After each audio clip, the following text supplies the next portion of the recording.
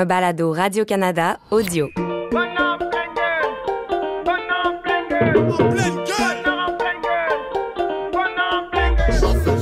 Est-ce que tu l'es excessif, toi? Est-ce que tu es capable d'aller dans l'excès? Oui, je peux pas dire que c'est pas vrai, c'est ça. Et en même temps, on parle d'âge. Avec l'âge, je me rends compte qu'il y a des excès que je dois choisir dans ma vie.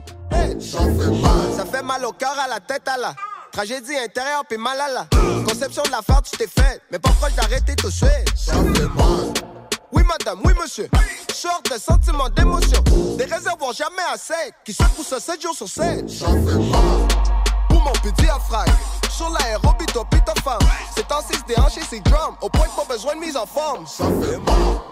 Je suis bien content de te parler. Hey, moi aussi, merci beaucoup, Stéphane, de prendre le temps de me parler. Ça me fait plaisir. Vraiment. Depuis le temps, tu sais, moi, je te suis sur... Je te suis sur Instagram. Je suis tes élucubrations de comédien, évidemment. Ouais. Mais sur Instagram, beaucoup ta course. Puis tu m'impressionnes à chaque fois, en fait. Tu sais, on s'était parlé il y a peut-être 3 ans, à la soirée T'es encore jeune, 2-3 ans. Ouais. Puis ouais. Tu me parlais de ton amour de la course, puis comment t'aimais, tu sais, t'as aimé... il y a peut-être une dizaine d'années, découvrir la course. Puis moi, ça m'impressionne bien gros de voir les gens qui, comme toi, là, qui ont une immense motivation et surtout une discipline. Puis une motivation avec un sourire. Hein, c'est rare que ça ait l'air de te faire chier d'aller courir. Ben, écoute, je pense que c'est les avantages de découvrir un sport qui nous convient un peu tard dans la vie, parce que je suis pas encore à l'étape de m'en tanner. Wow, j'ai commencé à courir plus sérieusement et assidûment à la mi-quarantaine. C'est une époque où est-ce que tu reprends comme plus le contrôle de ta vie. Tu sais, en tout cas, dans mon cas, j'ai compris ce que je voulais puis ce dont j'avais besoin. Donc, ça fait presque 10 ans. J'approche la mi-cinquantaine maintenant. Puis, c'est encore aussi clair dans ma tête que c'est quelque chose qui me fait du bien. Encore plus, je dirais, pour mon équilibre mental que pour les bénéfices que mon corps en retire. Je t'avoue que c'est une discussion qu'on a souvent, tu sais, puis que j'ai souvent au fil du temps sur l'apport, en fait, le bénéfice mental, tu sais, le bénéfice de l'équilibre de notre tête. Puis je t'avoue que, tu sais, à plusieurs reprises dans ma vie aussi, je l'ai vu. C'est intéressant le fait que, tu sais, découvrir un sport tard, tu sais, puis bon, moi, j'ai 41, je vais avoir 42. La course, tu sais, j'ai découvert ça un peu jeune. Jeune. C'est que, tu sais, j'ai découvert ça peut-être dans la vingtaine, fin vingtaine, tu sais, puis j'ai fait tellement j'ai fait des erreurs, tu sais, puis j'en ai fait jusqu'à tard des erreurs là, en courant, là, tu sais. J'ai l'impression que j'en fais moins. J'ai l'impression que quand on apprend un sport plus sur le temps, on fait moins d'erreurs avec ce sport-là. C'est le feeling que j'ai, tu sais. Ouais, on est peut-être plus conscient que chaque erreur peut être très coûteuse, je sais pas. Mais écoute, moi, un peu comme toi, en fait, j'avais eu un avant-goût de ce que la course pouvait me donner, je dirais au secondaire, quand j'étais relativement très moyen à poche dans à peu près tous les sports. Il n'y a pas grand-chose qui m'intéressait. Mais à un moment donné, en athlétisme, il y a un des profs qui m'a dit, sais-tu quoi? Je pense que si tu te donnais la peine, tu pourrais faire quelque chose là-dedans. Il me semble que t'as des bonnes jambes, puis t'as du cardio, puis bon. Puis j'ai pas vraiment prêté attention, mais j'ai repensé à ça dans mon parcours de course de 40 ans. Maintenant, j'ai fait d'où est-ce que ça vient? Puis j'en ai parlé avec mon père. Mon père a eu un peu le même truc qui est arrivé. Il était étudiant au séminaire, puis il était pas bon au hockey, pas très physique, mais la course, il clenchait tout le monde. C'est que je pensais à ça, je me disais, c'est curieux comment que c'est venu à ma vie. Puis en courant, je me suis rendu compte que je le fais pour être en forme, pour me sentir bien, parce que c'est bon pour mon ego, mais plus que ça, je me rends compte, en fait, quand je le fais pas, je me rends compte que mon équilibre est pas le même, ma résistance à l'anxiété, à l'épuisement professionnel est pas aussi pas aussi optimale. Fait que donc, je me dis que c'est quelque chose qu'il faut que je continue à faire. Mais comme tu l'as mentionné au tout début, je le fais vraiment par le plaisir et par plaisir et dans le plaisir le plus possible. Ben, comme je te dis, tu sais, je suis dessus sur les réseaux, on le voit un peu, là. Tu sais, en fait, tes courses sont rarement courtes. Ouais. Ce que tu partages, en tout cas, tu sais, puis je comprends que tu es quelqu'un qui aime aussi courir dans pas mal toutes les conditions. Tu sais, tu as des photos de toi l'hiver ou l'été, là, j'ai l'impression qu'il n'y a pas grand-chose qui t'arrête. Tu sais, le plaisir de courir, c'est une chose. Tu sais, le plaisir de courir, comme pour l'équilibre mental, ça nous oblige à le placer dans un horaire, tu sais, puis tu travailles pas mal avec des horaires un peu fucked up, je l'imagine très, très bien. Là, c'est, à un moment donné, être régulier, c'est ce qui nous sauve dans la course, je trouve. Tu as toujours trouvé un moment. Puis j'ai toujours eu la chance d'avoir un horaire qui se mixe. Là, je suis capable de partir 1 heure, mais je sais que quand tu joues, quand tu es acteur, comédien, tu as moins ce loisir-là. Est-ce qu'à un moment donné, tu as été tanné ou tu es tanné du métier qui te bloque dans ta course? Si le métier nuit à ton sport, lâche ta job. Non, en fait, je pense que j'ai passé cette étape-là. Je me rappelle, il y a...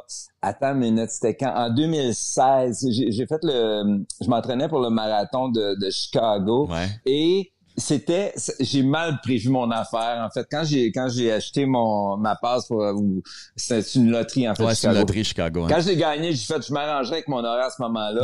Sauf que, je tournais je tournais c'était la pire période pour s'entraîner pour un marathon. Ça n'avait aucun sens. Fait que j'ai fait un entraînement sous-optimal. Tu sais, je l'ai mis à l'horaire comme je fais quand je m'entraîne sérieusement. Je le mets à l'horaire comme si c'était de la job. Puis je dérogeais pas de ça, sauf que je suis arrivé au marathon puis j'étais complètement claqué. Que j'avais passé 10 jours de tournage, tu sais, des journées de 12-14 heures de tournage. Ça n'a pas de sens. Comment tu veux faire, tu sais, une longue course? Oui, je vais faire mon dimanche de break, je vais aller faire mon 32 km. Mais c'est ça. Mais sauf que c'était comme un passage obligé. Est-ce que je le referais? Probablement pas, justement parce que ça me donne pas du plaisir de faire ça comme ça.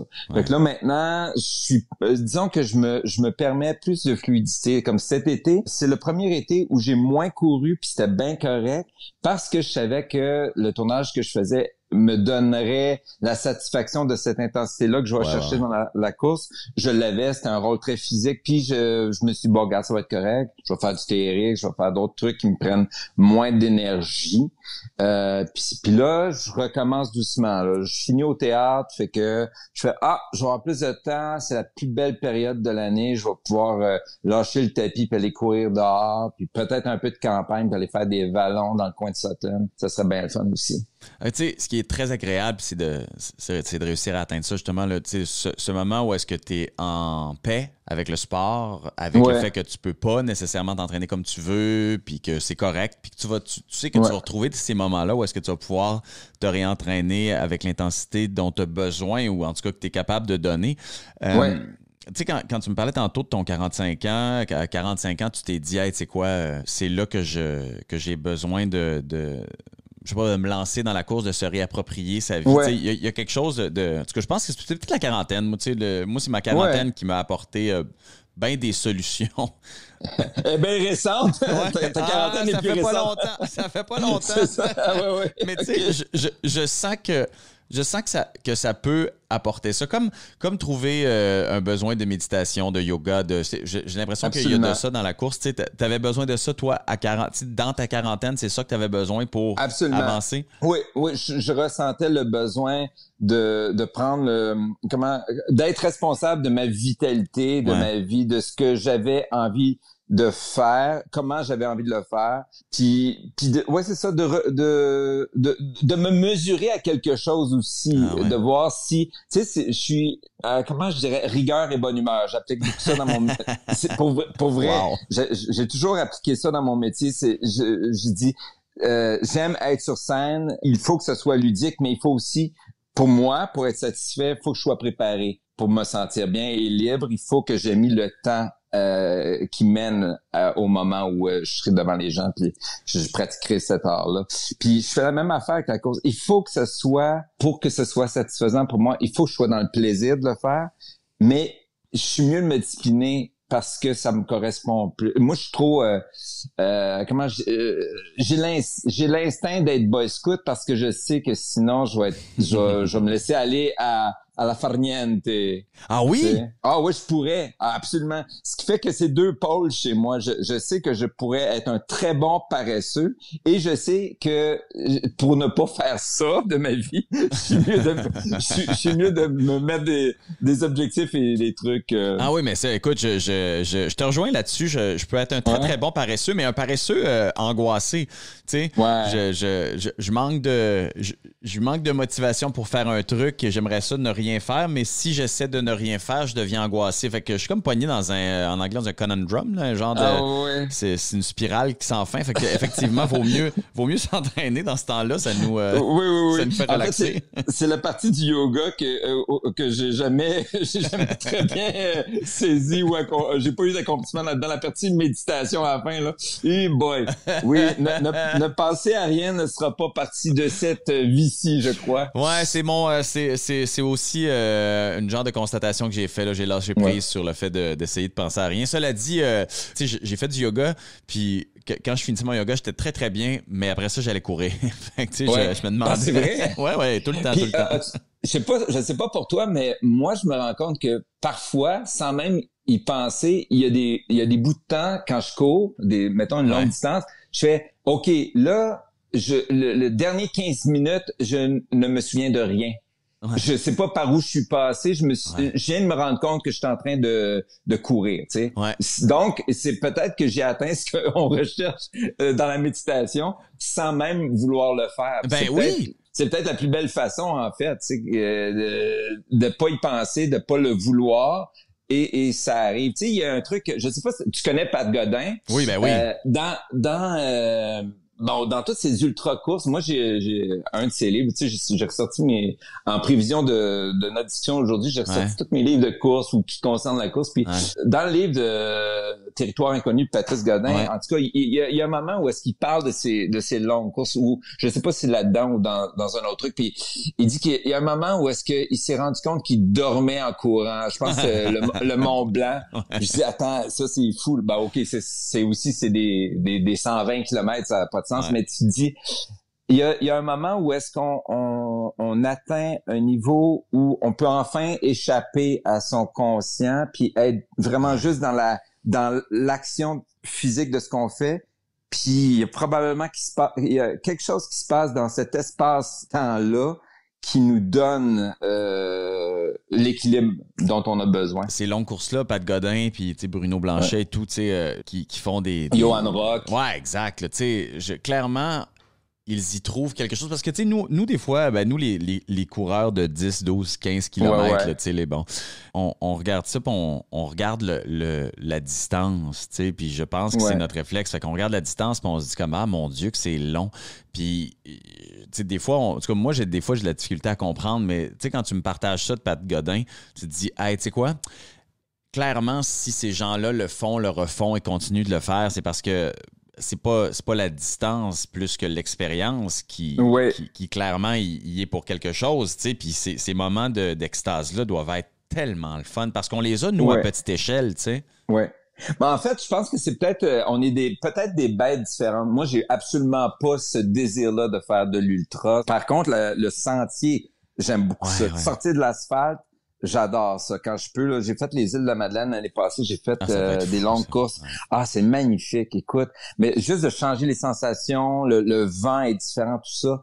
Mais dans l'ultra, il y a comme quelque chose, je pense que on est des mammifères différents, mais que l'état d'extase dont tu as parlé est probablement le même. C'est-à-dire que je suis sûr qu'ils le feraient pas si ça leur donnait pas le même plaisir que nous, on a quand on fait mettons un 10 ou un 15, tu sais. Fait que donc, c'est des animaux différents, puis C'est bien correct. Non, mais tu sais, oui, absolument. Puis, mais il y a quelque chose comme, tu sais, je pense que ça vient de mon côté curieux, mais aussi peut-être compétitif. Je sais pas, tu sais, il y a toujours quelque chose de je regarde ça, puis je me dis comme, j'aimerais ça le faire un moment donné, tu sais, j'aimerais ça comme essayer de traverser ça. J'aimerais ça, tu sais, c'est comme quand tu sais, moi, un moment donné, je regardais là, les Ironman, tu sais, à Hawaï, là, puis je me disais un jour, tu sais, le bout d'aller au bout de soi, puis de traverser la ligne, puis de brailler sa vie, tu sais, de vivre du drame. En fait, se construire un drame, tu sais. C'est un peu ça, en fait. Là, tu construire un drame. Parce que tu le choisis. Oui. Si tu vis un drame puis que c'est toi qui as acheté le ticket pour le faire. Exactement. Fait que je trouve qu'il y a quelque chose là-dedans de bien... je pense que je suis mélodramatique. J'aurais pu être chanteur d'opéra, j'avais une voix peut-être, mais... ça t'irait bien. Mais je trouve ça hot, puis je trouve que dans l'ultra aussi, il doit avoir de ça à un moment donné. Cette longue traversée, cette longue aventure où est-ce que tu es seul avec toi-même. Puis je t'avoue que des fois, ça me chatouille. C'est comme, ouais? Regarde, je t'encourage à l'explorer la chose. Moi j'ai résolu ça très rapidement. Je dis, est-ce que ça me tenterait de faire plus que 42 km? Moi, le dernier 8 km d'un marathon, je trouve ça éprouvant. Assez. Il est pas le fun. Ça va être correct. Je pense que ce nombre d'heures-là me convient parfaitement. Mais effectivement, puis quand tu parles de curiosité, j'ai aussi cette curiosité-là, des fois de comprendre, tu sais, de dire qu'est-ce qui se passe dans ta tête, au-delà de ce qui se passe, au-delà de la douleur, qu'est-ce qui se passe dans ta tête pour que tu prennes la décision. T'es rendu à 80 km, il te reste encore 50 km à faire. Ouais. Qu'est-ce qui se passe dans ta tête pour que tu décides de continuer? Ça n'a aucun sens. Non. On gagne rien, on gagne pas notre vie là-dedans. Exact. On n'a pas, pour la plupart d'entre nous, on n'a pas de velléité de gloire là-dedans. Ouais. C'est vraiment quelque chose de très personnel. C'est ce qui fait la beauté de ça aussi. T'sais, mais qu'est-ce qui se passe dans notre tête pour qu'on veuille continuer quand ça n'a pas de sens? Quand tu dis, écoute, tu sais, Pat, mettons, il court, puis il y a des ongles qui sont en train d'y tomber. Ah oui, c'est ça, exact. Puis tu fais, mais rendu là, pourquoi tu continues? Tu sais, puis à un moment donné, le rationnel, tu sais, parce que je veux dire, on est des êtres rationnels à la limite, tu sais, peut-être plus qu'instinctifs, là, mais en tout cas, aujourd'hui, de nos jours, j'ai l'impression, tu sais, puis je me dis, tu sais, 160 km, là, ce chiffre-là, tu sais, c'est pas comme si après 160, tu vas te transformer en citrouille ou après 160, tu sais, comme, c'est des chiffres qui sont comme un peu sortis de nulle part. Puis à un moment donné, fait que tu te dis, tu sais, le 42, tu te dis, OK, fine, là, tu sais, c'est Philippides qui s'est rendu, genre. C'est ça, il y a quelque chose de beau là-dedans aussi, qui nous rattache à une lignée de gens qui l'ont fait. Moi, je trouve ça beau. Mais tu sais, les 160, tu comprends, c'est comme, dans ma tête, je me dis comme, mais oui, mais c'est quelqu'un qui a inventé ça pour rire, comme les gens le font, là, tu sais. Moi, je pense que je sais c'est quoi. Ma théorie là-dessus, c'est que c'est un gars ou une femme, parce que ça se peut aussi, qui est arrivé comme plus loin que le premier. Mettons un 10-12e à un marathon. Ouais. Mais il a fait « fuck that shit, je vais vous clencher pareil » et il a continué. Puis là, ça a inspiré 2-3 derrière lui qui a dit « qu'est-ce qu'il fait le tata? On a passé la ligne d'arrivée, ça fait un bout, mais je vais continuer autant de temps que lui va continuer. » Et ils se sont retrouvés à faire 150 km et ça a créé l'ultra. C'est comme ça que je le vois. C'est des gens qui ils pouvaient pas faire un marathon, mettons, en 3:30, mais il a dit, peut-être pas, mais le gars qui l'a fait en 3:15, il pourra pas me suivre pendant 150 km. C'est qu'ils se sont créés une nouvelle discipline. Mais c'est clair qu'il y a quelque chose là-dedans, tu sais, puis il y a quelque chose de, tu sais, à un moment donné, je me rappelais de, tu sais, j'ai trippé beaucoup sur le vélo, puis je lisais beaucoup sur l'histoire du Tour de France, puis les premières fois qu'ils ont traversé les cols, tu sais, parce que je veux dire, à un moment donné, les bicycles d'aujourd'hui, OK, fine, là, tu peux imaginer, tu sais, mais à l'époque, c'était quand même pas la panacée, là, la technique puis la technologie des vélos. Mais ils ont quand même décidé de passer un col, souvent des cols qui n'étaient pas asphaltés, tu sais. Puis ça m'a toujours impressionné d'imaginer, d'imposer à des gens de faire des trucs qui n'ont pas d'allure, tu sais, pour voir jusqu'à quel point ils sont capables de le faire. Puis de se rendre compte qu'on est capable de le faire, puis qu'on est capable de traverser à peu près n'importe quoi. Et j'ai l'impression aussi que c'est ça, c'est de repousser la limite. Tu sais, le 42 km, tu sais, le 42 km 200 ou 195, là, tu sais, c'est... j'ai l'impression que c'est aussi des limites pour voir jusqu'à quel point on est capable de toffer. Puis comme l'être humain est capable de toffer à peu près n'importe quoi, puis c'est, tu sais, de trouver nos limites, là, en fait, c'est que c'est dans le sport d'intensité comme ça, puis dans le sport d'endurance que tu vois la limite que tu es capable d'atteindre. Parce que c'est rarement dans comment je dirais, c'est rarement dans la vie de tous les jours en tout cas, pas dans une vie de tous les jours assez calme où la santé va bien et tout, qu'on se rend compte qu'on est capable de se dépasser. Puis moi, c'est vraiment à travers ça, à travers ce sport-là, que ça m'a permis de constater que, hey, j'en ai en dedans. Oui, mais on se rejoint là-dessus, c'est sûr. Moi, je dirais que les choses se déposent. Le côté cheval fou fringant est en train de comprendre que, je suis pas obligé de vouloir toujours plus rapidement non plus. Fait que j'ai découvert le bonheur du fartlek, la permission de sprinter quand ça me tente, de marcher si ça me tente, de faire ce que je veux. Parce que ça a un nom, j'ai le droit. Ça s'appelle un fartlek. Non, j'aime bien gros ça, honnêtement. C'est drôle, tu parles de vélo, puis la seule blessure sérieuse que je me suis faite, c'est l'année passée, après avoir couru comme un fou. C'est la plus grosse année de course que j'ai faite. Ouais. Je m'en vais voir mon frère aux îles de la Madeleine, me reposer, puis là, je suis avec un autre ami, puis on décide d'aller faire du vélo, ce que j'avais pas fait depuis 15 ans. Tu me vois venir? Ouais. Alors que je m'étais à peu près jamais blessé sérieusement en course, je suis allé me faire une tendinite de l'ischio-jambier en une promenade de vélo. Ouais, mais c'est parce que, tu sais, comme t'es un sportif, puis t'es un gars qui sait qu'il est en forme, tu penses que les muscles, c'est la même chose du vélo jusqu'à là. Ben non, ça ne fonctionne. C'est pas parce que c'est par les jambes que c'est la même chose. C'est ce que mon l'orthopédiste m'a expliqué. Ouais, c'est ça qui est maudit. En faisant mon plan de réhabilitation. Puis en gros, c'est pour ça que j'ai pas remonté sur un vélo depuis 6 ans. Puis j'en faisais, puis mon vélo il est en bas, là, il est magnifique. Puis à chaque année, je me dis, c'est là. À chaque année, là, je me dis, OK, tu sais, l'été, j'ai moins de temps, puis fait que c'est pour ça que je cours, tu sais, je trouve que la course est plus efficace. Puis là, l'automne arrive, j'ai dit, comme je vais sortir mon vélo, puis là, je me vois, puis je fais comme, hey, non, je le sortirai pas, parce que si je le sors, là, je vais vouloir aller trop vite, je vais vouloir aller trop ci, puis trop ça, puis je vais être déçu, puis là, je vais me blesser. Fait que c'est pour ça que, tu sais, le corps est tellement bon à faire une chose, des fois, tu sais, que tu veux pas comme pousser. Moi, c'est mon feeling de temps en temps, surtout avec l'entraînement, tu sais. L'âge. Hey, l'âge. Moi, je trouve qu'à 40 ans, je vois que c'est plus la même affaire. Je me suis levé un matin, là, je m'étais entraîné en muscu hier, puis là, je me suis dit, voyons, que je. En biscuit, est-ce que c'est une méthode ou c'est une expression? Ah non, en muscu, excuse-moi, c'est moi qui. En biscuit, j'aimerais bien que trop ça. Mais, mon côté excessif pourrait s'entraîner facilement en biscuit, je te dirais. Deux rangées de feuilles d'érable, là. Ça, c'est l'entraînement. Non, moi, je suis un excessif. Est-ce que tu l'es excessif, toi? Est-ce que tu es capable d'aller dans l'excès? Oui, je peux pas dire que c'est pas vrai, c'est ça. Et en même temps, on parle d'âge. Avec l'âge, je me rends compte que il y a des excès que je dois choisir dans ma vie, qui me conviennent mieux. Puis des moments aussi de l'année ça c'est peut-être plus approprié que j'en fasse plus maintenant. Tu sais, mon Dieu, ça va faire un peu psychopop, mais tu sais, écoute ton corps, c'est quand même pas pire comme concept. Parce que en vieillissant, tu sais, je peux à peu près faire les mêmes temps que je faisais il y a 10 ans, probablement même un peu mieux. Mais il faut que je sois plus patient pour la récupération. Puis ce qui me guide, c'est vraiment le plaisir de faire les choses. Puis jusqu'à maintenant, ça se dément pas.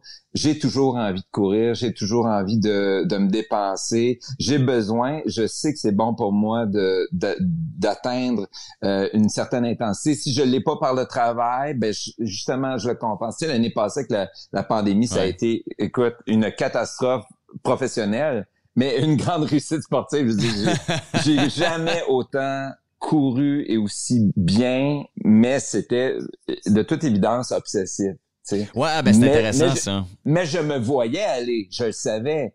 Et tu sais, une obsession.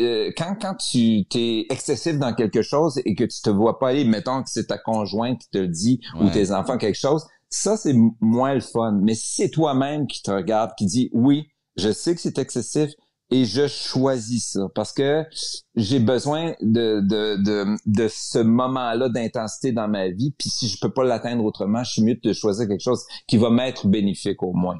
Puis de le voir comme ça, est-ce que ça t'a, je veux dire, rassuré? Tu sais, dans le sens où, en fait, ma question, c'est est-ce que ça reste de l'excès, justement, si tu le vois, si tu es capable de le voir puis tu te dis comme, OK, c'est beaucoup, mais est-ce que c'est de l'excès ou est-ce que c'est seulement comme, tu sais quoi, un pic d'entraînement? Est-ce que l'excès doit être défini par un résultat négatif à ça? Bonne question. Est-ce que, tu sais, c'est une question qu'on peut se poser. Moi, je considère que de courir 350 km dans un mois, c'était excessif. Mettons, mais, au bout de ce mois-là, j'étais super en forme. Ben, c'est ça! Fait que, donc, est-ce que la résultante était en positive? C'était pas excessif? Moi, je pense que c'était quand même excessif. Mais ça peut peut-être dire que l'excès est bon. Parfois. Ben, en fait, c'est ça. C'est peut-être notre définition de l'excès, tu sais. À un moment donné, tu sais, si t'es capable de le constater, est-ce que c'est de l'excès? Je sais pas. C'est pas probablement un fantasme qu'on réalise, c'est-à-dire celui d'être exagérément en forme puis de courir vraiment, tu sais, comme, d'être en pleine forme. Tu sais, il y a du fantasme là-dedans, quelque part, je pense. C'est clair, c'est clair. Puis c'est correct aussi de pas être dans le déni de ça, tu sais. De le regarder puis oui, c'est sûr que je fais des choses parce que je veux être en forme, parce que puis là on peut le justifier de plein de façons. Moi, mon métier, la manière que je le fais exige que je sois tonique, vital, que tu sais, si je veux faire ce qui me plaît de faire sur une scène, il faut que je sois en forme. Bon, fait que là à partir de ce moment-là, je suis justifié de m'entraîner, tu sais. C'est clair, tu sais, je te regardais dans Fait d'hiver, je me disais, tu sais, faut que tu sois tight. Ouais. Puis à partir de ce moment-là, si t'es pas dans le déni, tu dis, oui, mais Steph, c'est peut-être aussi une excuse que tu te donnes pour une justification pour t'entraîner sans avoir l'impression d'être dans la futilité. Mais en même temps, rendu à 55 ans, et cette année, je me dis, garde, je vais faire ce que j'ai à faire pour moi, puis c'est pas grave si ça a des apparences de futilité. Je sais que c'est bon. Non, pour vrai. Là, ben oui, je comprends tellement. On n'a plus 15 ans non plus, là, ça va être correct. Je pense que je peux penser pour moi-même ce qui est bon pour moi, puis le faire. Mais tu sais, je suis pas... comment je te dirais ça? Oui, je les partage sur Instagram. D'ailleurs, je partage aussi mes photos de piment sur Instagram. Oui, c'est ça. Non, mais c'est ça. Mais c'est ce que j'allais dire, c'est que tu partages ton bonheur. Ouais. C'est une fenêtre un peu sur ce qui me plaît dans la vie, sur le quotidien, ou des choses qui m'allument, des trucs comme ça. Fait que, si-tu par ego, on fait toutes les choses un peu par ego, mais si j'ai pas vraiment besoin de convaincre les gens d'aller courir ou quoi que ce soit. Ou en fait, il y a des gens que je trouve très, très inspirants. Dont on a parlé, dont toi aussi, tu sais, quand tu m'as parlé de l'Arizona, puis Falstaff, tout ça, j'ai fait, c'est très le fun. D'ailleurs, je cours en Arizona avec Kinomap, avec mon tapis. Je trouve ça formidable. J'ai pas besoin d'y aller. Des fois, c'est ça, je te regarde sur les réseaux, tu sais, sur Instagram, je fais comme, mon Dieu, il est couru à Londres. Mon Dieu, tu sais, c'est comme, il y a une certaine envie de vouloir faire ça, puis de vouloir y aller aussi, tu sais. Mais j'ai découvert ça l'année passée, parce qu'à un moment donné, tu sais, j'ai un viaduc, fait que le dénivelé, ça Rive-Sud, c'est pas fort.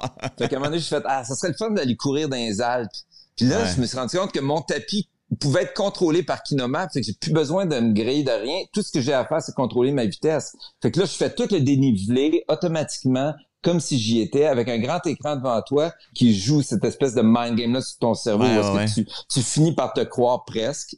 Oui, non, mais écoute, moi, je suis tout à fait d'accord avec cette idée-là d'être capable d'immersion, en fait, puis de cette immersion-là qui nous permet de voyager à quelque part. Parce que, tu sais, là, le fait de ne pas être capable de voyager depuis, écoute, ça va faire 2 ans, là, tu sais, presque. C'est tough, là, parce que c'est le fun courir ailleurs, tu sais, parce que c'est le fun. Ça, écoute, c'est capoté. Puis même marcher une ville, tu sais.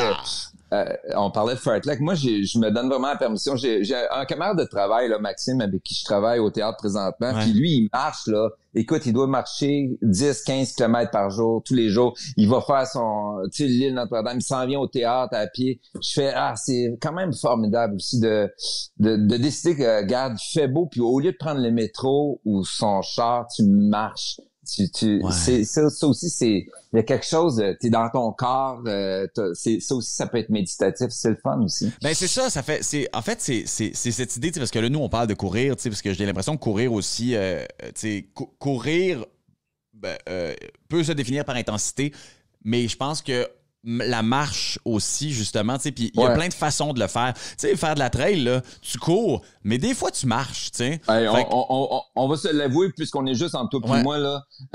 Des trails, là, souvent, je m'excuse, mais on en marche plus qu'on en court. Oui, là, tu sais, il y en a, tu te dis, OK, ben, j'ai pas envie de me tuer. Deux, c'est ça. J'ai juste envie de me rendre jusqu'au bout, puis sans me blesser, puis à un moment donné, fait que, tu sais, il y a quelque chose d'extrêmement méditatif, puis aussi de rassurant, mais je vais dire rassurant, parce que c'est rassurant d'être capable de marcher, tu sais, parce que comment on est aussi encore dans la performance souvent, tu sais, quand tu fais un 10 km, là, hey, tu te permets-tu de marcher? Pas bien. Tu sais, pas bien. Fait que c'est ça l'idée, tu sais. Puis je pense aussi que, tu sais, on parlait de l'âge tantôt. C'est drôle parce que, tu sais, moi, je fais plus de musculation, je fais de la boxe aussi. Fait que, tu sais, j'ai pris un peu plus de masse, puis tu sais, je me suis entraîné dans le sol, moi, là, tu sais, puis j'ai eu besoin de faire autre chose que de courir sur un petit tapis, tu sais. En plus, mon tapis est un peu cheapo parce qu'il faut pas qu'il soit trop gros parce que j'ai 6 pieds de dégagement, tu sais, dans le sol. Fait que je peux pas faire des folies. Fait que faut que je cours concentré, disons.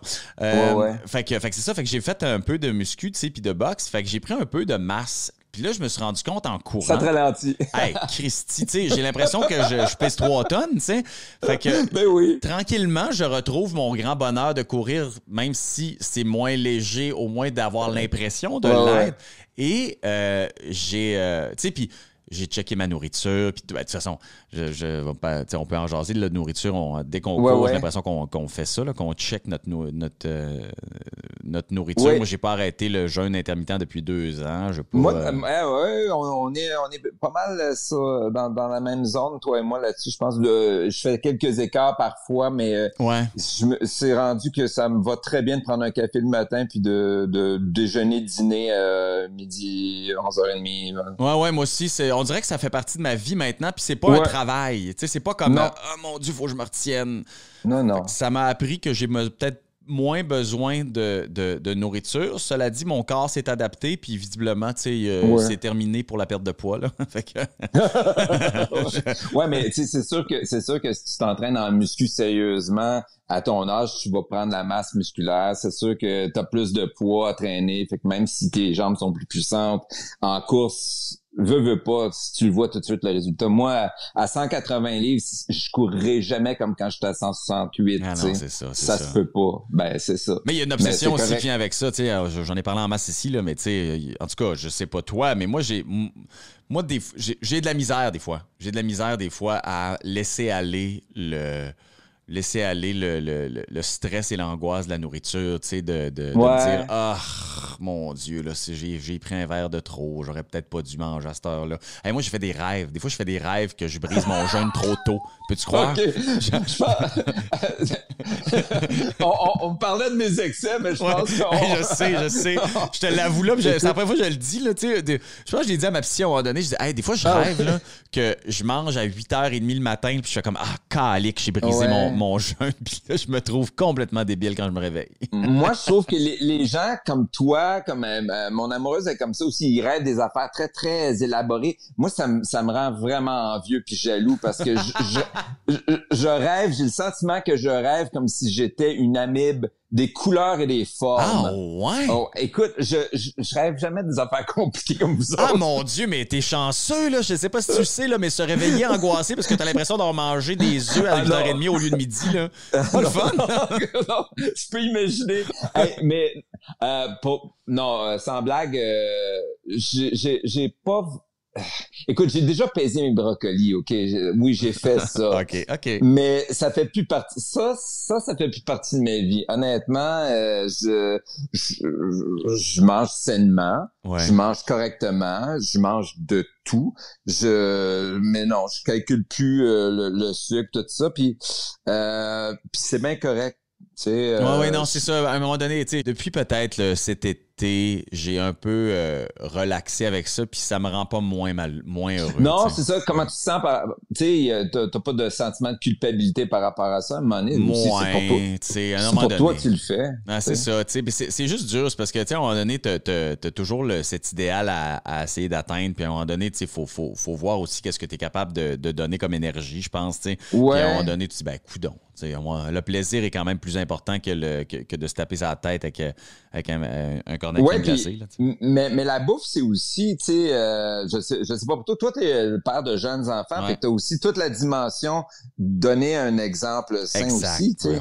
À un moment donné, est-ce que face à un jeune enfant qui est en croissance, l'image que tu veux donner, c'est quelqu'un qui est obsessif ou en tout cas qui calcule les choses? Je sais pas. Tu peux pas, puis pour être très honnête, tu sais, je me pose plein de questions, mais tu sais, je peux pas imposer à mes enfants non plus. Non. Tu sais, un jeune, évidemment pas, mais tu sais, des fois, le matin, il le regarde. C'est drôle, parce que ce matin, tu sais, là, mon fils, il a 6 ans et demi, tu sais, puis ma fille a 5, OK? Fait que là, il commence à se faire un peu à déjeuner, puis il trouve ça, tu sais, il aime ça. Ils sont contents là, d'être un peu plus responsables, mais tu sais, ce matin, là, ils ont fait 2 toasts, là, puis là, mon fils en a donné une à sa sœur, puis là, ils ont sorti, tu sais, un genre de tartinade au chocolat, tu sais, squash, en tout cas, je sais pas trop quoi, qui est comme, pour vrai, il y a quasiment pas de sucre là-dedans, c'est fabuleux. Ouais. Si j'avais eu ça à mon époque, probablement que j'aurais eu moins de problèmes.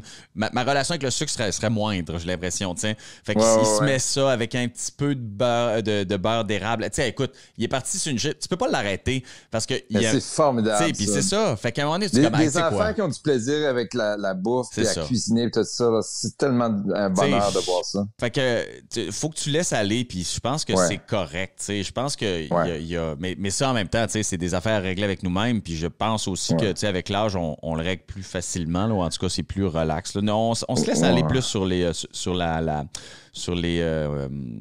je dirais le gear, je le dis en anglais là. C'est là-dedans qu'on se pense. En tout cas, moi j'ai retrouvé le plaisir de m'acheter des running shoes il y a pas longtemps là, fait que Hey, c'est tout ce que j'ai découvert. Ben, en fait, tu sais, dans tout on parlait beaucoup d'achats locaux, puis tu sais, de l'importance de resserrer de protéger nos entreprises locales. Et moi, je recherchais vraiment une solution parce qu'on achète, mettons, 3-4 paires de running shoes à chaque année tu sais. Puis je me disais, à un moment donné, ça n'a pas de sens. Là. On peut se donner bonne conscience en essayant de les donner à quelqu'un qui courra pas avec, mais qui va marcher. Mais ça s'en gaspille. Il se gaspille du stock. Tu sais bien que pour une paire de souliers de course qui se vend, ça veut dire qu'il y en a au moins une ou deux qui s'est fait toucher dans un dumpster. Ça n'a pas de sens. Ça. Exact. À un moment donné, c'est pas viable. Et là, en cherchant un peu, je connaissais un peu Matt Sport, tu sais. Et Mathieu Raymond, qui est l'ancien coureur élite qui a parti cette compagnie-là. Et là, je me suis acheté pour la première fois les souliers Yule. Ils ont revampé un peu leur marque. Écoute, c'est vraiment cool ça, parce que donc tu fais une précommande. C'est exactement ça va être quoi ton soulier. Tu vas l'essayer. Moi, je l'ai essayé avec Mathieu là-bas. Puis là, je me suis rendu compte que Christy, ça fait 10 ans que je porte des souliers trop petits. Pour vrai? Oui.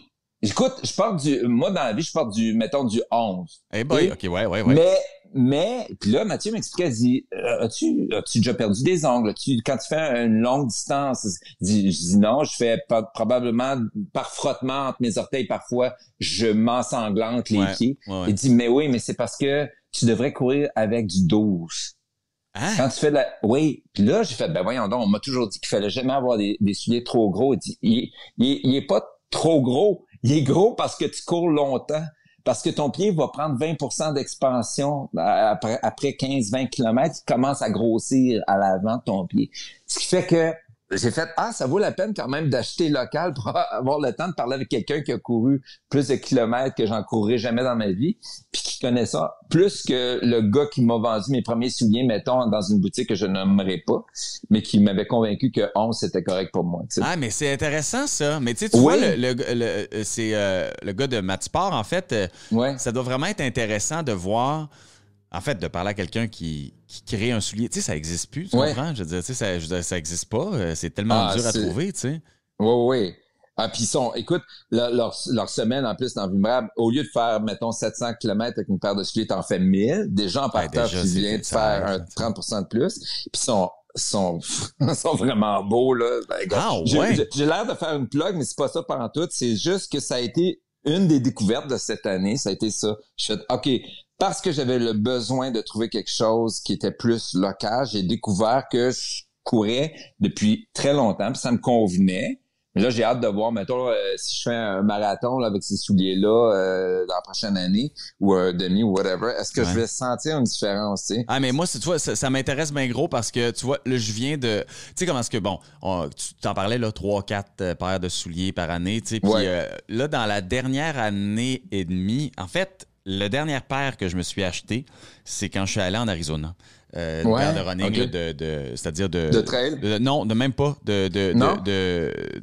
D'asphalte, là, de course normale. Puis j'ai roulé depuis ce temps-là avec mes 4, 5, 6 paires de running shoes, tu sais, tout le temps. Puis j'ai comme oublié à quel point c'était important, tu sais, comme de pas courir avec un vieux running shoe effondré. Ouais. Et là, j'ai racheté une paire de Nike là, là, avec le carbone, etc. Puis là, je suis allé courir avec ça. C'est quasiment des talons hauts, cette affaire-là. Puis c'est vrai? C'est tellement haut, ça n'a pas de sens. Et effectivement, tu te rends compte à quel point ça fait du bien. Sauf que je me suis dit qu'il fallait quand même que je me débarrasse de ces 4 paires de chaussures-là que je mettais par habitude, mais qui visiblement m'allaient plus. Hey, c'est quand même 4 paires de running shoes qui s'en vont, puis qui sont pas, puis tu sais, entre toi et moi, tu le sais, là, sont pas au bout d'eux autres, là, visuellement, ces chaussures-là sont bien correctes, là, tu sais. C'est ça qui est un peu troublant des fois, tu sais. Ouais, mais je pense qu'il y a quand même pour se déculpabiliser un peu, mais aussi pour aider son prochain, il y a des organismes qui récupèrent des souliers qui sont en bonne forme pour la marche, tu sais. Ben oui. Ça, c'est déjà ça. Mais puis il y a d'autres sports qui sont plus polluants que le nôtre, on se l'avouera. Oui. Ben, soyons très, très honnêtes, hein, ça va, là. Tu sais, je veux dire, on est correct, là. Tu sais, c'est pas... ça prend une paire de shorts puis une paire de running shoes, merci, bye, là. Au pire, je planterai 2-3 arbres de plus dans ma vie pour compenser pour mon sport, puis ça va être bien correct. Hey, Stéphane, c'est vraiment, vraiment, vraiment une belle discussion. Merci beaucoup. Ben oui, je trouve ça aussi. Mon Dieu, je suis là, puis je regarde le temps passer, puis je viens d'avoir une notification. Je dis, mon Dieu, ça fait quand même 45 minutes qu'on jase sans s'en apercevoir. Sans s'en apercevoir, ce qui est toujours un bon signe. Ouais, je te dirais que c'est exactement ce que j'étais en train de me dire. Je pense que ça valait la peine, cette discussion-là. Quel fun! Je te souhaite un bel automne. Puis là, aujourd'hui, on est, on enregistre en début octobre. Il fait extrêmement beau. Et je vais aller, en ton honneur, essayer de faire une longue distance aujourd'hui. Hey, quelle belle idée! Ouais, ça va être mon objectif. Fait que, profitons-en. Je te la souhaite douce et bonne et satisfaisante. Merci beaucoup, Stéphane. Prends soin de toi, puis on se reparlera de nos objectifs de course. Hey, je t'ai même pas parlé, en fait, en plus de ton truc que tu as fait de 14 demi en 14 semaines, qui était complètement dingue. Alors, faut s'en reparler, ça veut dire. On s'en reparlera de ça, mais ça, c'était vraiment le fun. Faut s'en reparler de ça. OK, parfait. Hey, on se refait un rendez-vous, puis on reparlera de ça sur Grand Écart. Merci, Stéphane. Quand tu veux. Bye. Bye. Écoutez les meilleurs balados sur l'application Radio-Canada Audio.